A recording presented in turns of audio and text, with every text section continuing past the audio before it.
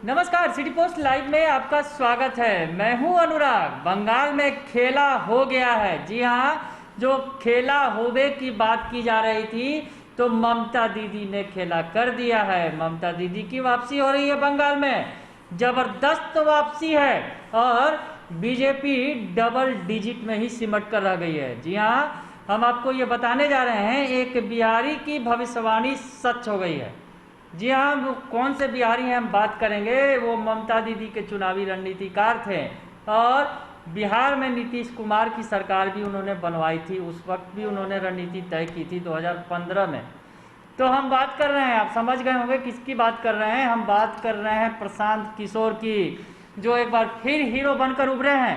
जी हाँ, प्रशांत किशोर जो बिहारी हैं लेकिन चुनावी रणनीति ऐसी बनाते हैं कि बंगाल में ममता दीदी की वापसी हो गई है और फिर से वो बंगाल की सीएम बनना चाह रही है। हालांकि अभी नतीजे धीरे धीरे आ रहे हैं, पर रुझानों से साफ है कि ममता दीदी की सरकार फिर से आ रही है बंगाल में और बीजेपी महज डबल डिजिट यानी 80-88 के बीच में सिमटती दिख रही है। 100 का उन्होंने कहा था, जो प्रशांत किशोर याद कीजिए, चुनाव के पहले उन्होंने साफ साफ कहा था कि अगर बीजेपी 100 सीटों पर आ जाती है तो मैं ये तमाम जो काम कर रहा हूँ, चुनावी रणनीति बनाता हूँ, ये काम छोड़ दूंगा। तो प्रशांत किशोर का ये दावा चल गया है। बंगाल में प्रशांत किशोर का जादू चल गया है। ममता दीदी की सत्ता में वापसी हो रही है और नरेंद्र मोदी जो हैं देश के प्रधानमंत्री हैं, जिन्होंने तमाम जोर लगा दिया था बंगाल में अपनी तरफ से, यहाँ तक कि उनकी कोरोना काल में जिस तरह से चुनाव प्रचार किए जा रहे थे उसको लेकर चारों ओर जो विरोध के स्वर भी उठ रहे थे कि इस कोरोना संकट के दौर में इस तरह की रैलियों का आयोजन नहीं किया जाना चाहिए, तमाम बातें उठती रहीं। तो पीएम मोदी अब वहाँ पर बंगाल में धराशायी हो गए हैं। उनका जादू नहीं चला है और ममता दीदी की वापसी हो रही है और इसके पीछे साफ तौर पर जो है प्रशांत किशोर की रणनीति का हाथ माना जा रहा है। तो प्रशांत किशोर, जिन्होंने कभी देश में पीएम मोदी की भी सरकार बनवाई थी, आपको याद होगा जब मोदी पहली बार आए थे सत्ता में तो वहाँ बीजेपी के लिए रणनीति तय करते थे प्रशांत किशोर और अमित शाह के खसम खास थे। बिहार में जब चुनाव हुए 2015 में तो नीतीश कुमार के साथ खड़े थे प्रशांत किशोर और फिर से एक बार नीतीश की सत्ता में वापसी हुई थी 2015 में, आपको याद होगा।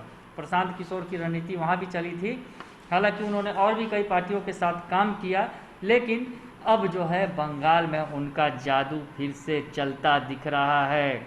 तो प्रशांत किशोर के बारे में हम बताएं आपको कि प्रशांत किशोर ने जो दावा किया था चुनाव के पहले कि पश्चिम बंगाल में बीजेपी डबल डिजिट में सिमट जाएगी, कि यानी बीजेपी को 100 से भी कम सीटें मिलेंगी, तो और उन्होंने कहा था कि अगर 100 से ज़्यादा सीटें मिलती हैं तो मैं ये स्पेस छोड़ दूंगा। तब लोगों को लगा कि वो ट्विटर छोड़ने की बात कर रहे हैं, लेकिन बाद में एक इंटरव्यू में उन्होंने बताया कि अगर बीजेपी बंगाल में 100 से ज़्यादा सीटों पर आती है तो वो चुनावी रणनीतिकार के रूप में काम करना छोड़ देंगे। तो खैर, अब प्रशांत किशोर को चुनावी रणनीति बनाना छोड़ने की ज़रूरत नहीं है, क्योंकि चुनावी जो उन्होंने दावा किया था प्रशांत किशोर ने बीजेपी के बारे में, वो उनका जादू चल गया है और उनका दावा चल गया है और बीजेपी डबल डिजिट में सिमटती दिख रही है बंगाल के अंदर। हालांकि बीजेपी के अगर नज़रिए से देखा जाए तो बंगाल में बीजेपी के लिए ये बड़ी सफलता है, क्योंकि महज 3 सीटों पर थी बंगाल के अंदर बीजेपी और आज बीजेपी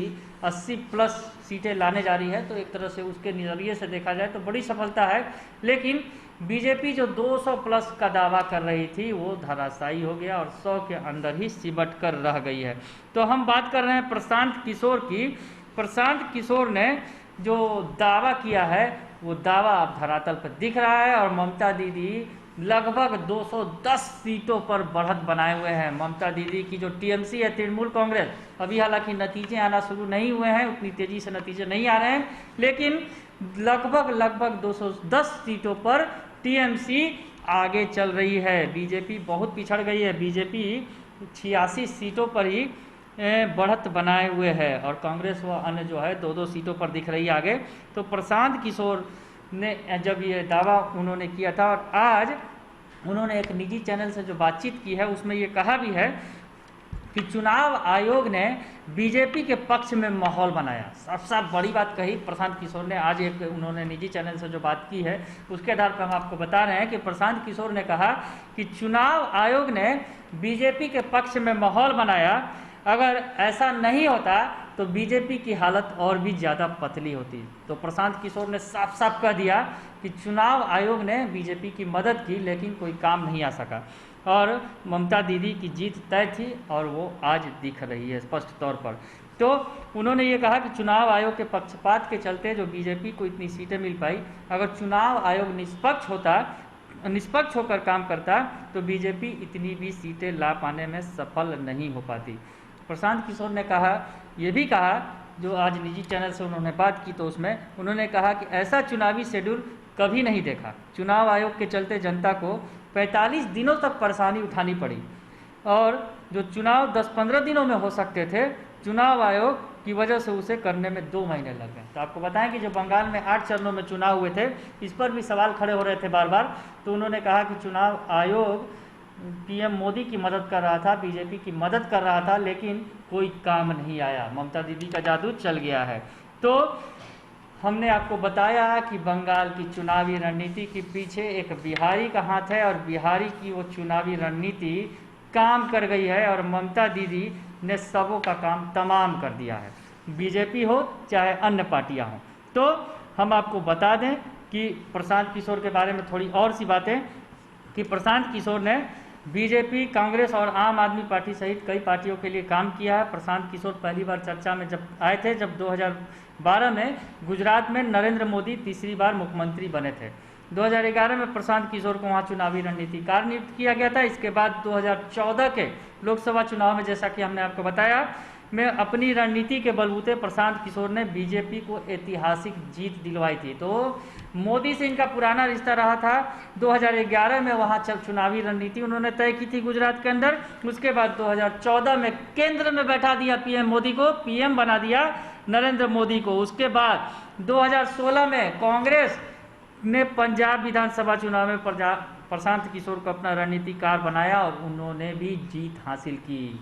तो कहीं ना कहीं जो अगर कहा जाए कि प्रशांत किशोर जहाँ भी जाते हैं, जिस राज्य में जाते हैं या जिस काम में हाथ डालते हैं, उसमें बड़ी सफलता हासिल करते हैं। तो 2016 की बात की हमने, पंजाब विधानसभा चुनाव की। 2015 के बारे में मैंने आपको बताया कि नीतीश कुमार को उन्होंने जीत दिलाई थी, उनके लिए रणनीति बनाई थी। तो प्रशांत किशोर जो है उन्होंने तमाम जिन पार्टियों के लिए रणनीति बनाई तो वो सफल हुई। हालांकि एक और बात बता दें आपको, यूपी विधानसभा चुनाव में वो कांग्रेस के लिए रणनीति बना रहे थे, उनके रणनीतिकार थे, तो उस चुनाव में हार गई थी कांग्रेस। पर दिल्ली के में 2020 में उन्होंने आम आदमी पार्टी के लिए काम किया, यानी अरविंद केजरीवाल के लिए, और उन्हें शानदार सफलता दिलवाई। तो अगर देखा जाए तो स्ट्राइक रेट ज़बरदस्त है प्रशांत किशोर का, और बंगाल ने उनके स्ट्राइक रेट को बहुत आगे बढ़ा दिया है। और प्रशांत किशोर ने जो कहा था, जो दावा किया था कि बीजेपी 100 से भी कम सीटों पर आएगी, डबल डिजिट पर सिमट जाएगी, तो वो अब सच हो गया है। अगर आपको ये खबर अच्छी लगे तो इसे जरूर लाइक करें, सब्सक्राइब करें और शेयर करना ना भूलें। धन्यवाद।